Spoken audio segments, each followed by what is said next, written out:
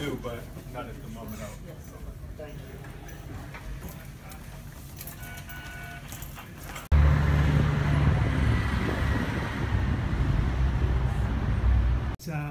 How did this resentencing process all come about?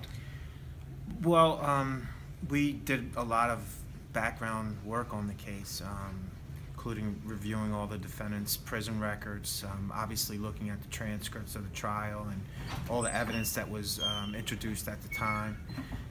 We actually had a meeting, Ms. Lloyd and I met personally with the defendant, and that was mainly in an effort to make sure that he was going to have support when he, if he was going to be eligible for parole and released. We wanted to be assured that our concerns about what he was going to be doing out of prison were addressed.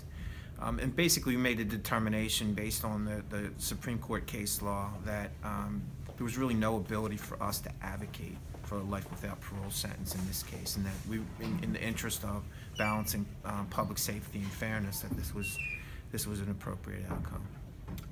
So in July of 1986, the defendant and his co-defendant, Mr. Gibbs, they entered into Mr. McAvoy's home. He was an 86-year-old elderly man who lived with his 83-year-old wife.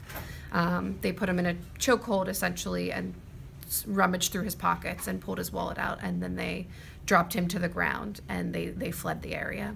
Mr. McAvoy then suffered a broken hip as a result of the robbery, and he unfortunately passed away in the hospital 18 days later as a result of complications from the injuries he sustained in the attack. The victim's family, Mr. McAvoy's family, expressed interest in speaking with the defendant, and the defendant also seemed to be on board with that discussion. So we spoke with the judge and the sheriffs to make sure there weren't going to be any security issues, and it was agreed upon.